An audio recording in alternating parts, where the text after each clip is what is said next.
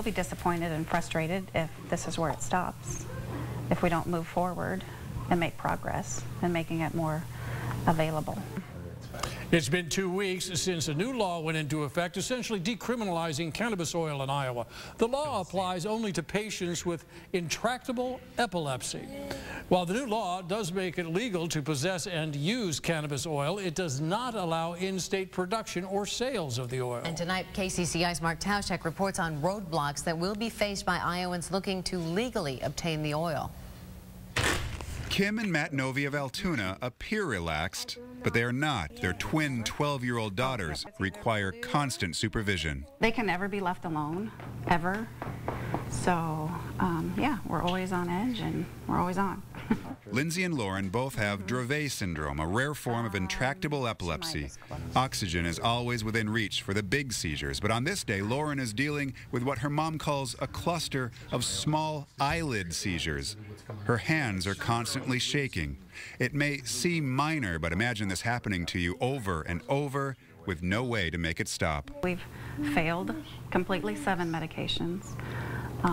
The other 3 that they're on aren't controlling them, so you could say that we've failed 10 medications. Do you remember how to spell the word square? S-Q-U-A-R-E.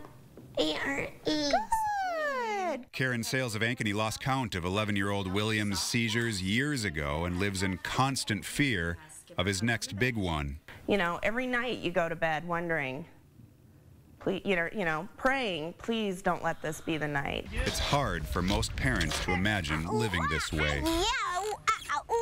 The parents of Caden Homolka of Guthrie Center also don't need to use their imagination. Super high. Caden has had seizures his entire life. His parents think the constant rotation of anti-seizure drugs and their side effects is what has led their son to diagnoses of ADHD, a myriad of developmental disabilities, and a severe sleep disorder. Well, like I told a neurologist, sometimes I wonder if it's best just to let him have a seizure over the medicine and see what happens. All 3 families expect to qualify for Iowa's limited medical marijuana program that applies to patients with intractable epilepsy.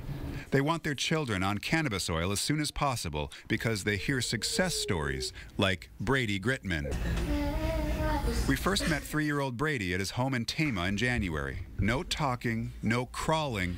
His tiny body ravaged by grand mal seizures, anywhere from 1 to 10 a day. Brady's parents moved to Colorado in April, establishing residency to become eligible for that state's medical marijuana program.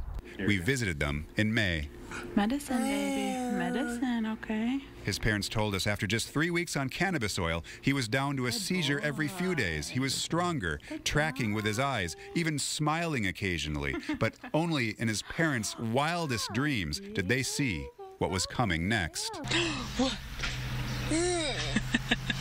This was Brady on the 4th of July when his parents announced he had gone the entire month of June without a single seizure. And counting.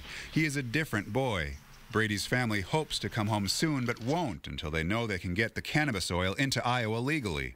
As of right now, there are few, if any, who see how anyone who gets an Iowa cannabis oil registration card this fall will be able to get the medical cannabis into the state. We're really putting people in a really difficult position to break the law, essentially, to meet the health care needs of their loved ones. Senator Joe Bolcom from Iowa City says other states with medical marijuana programs have production of the medical cannabis within the state. And Iowa's law needs to follow suit next year. Iowa, well, that may be a challenge to get people's minds around that. It's absolutely where we have to be. We have to be able to produce that medicine here in Iowa for Iowans to have the benefit of it. Marijuana is illegal at the federal level. Even an Iowa marijuana registration card will not provide legal protection for the oil to be mailed or transported by plane.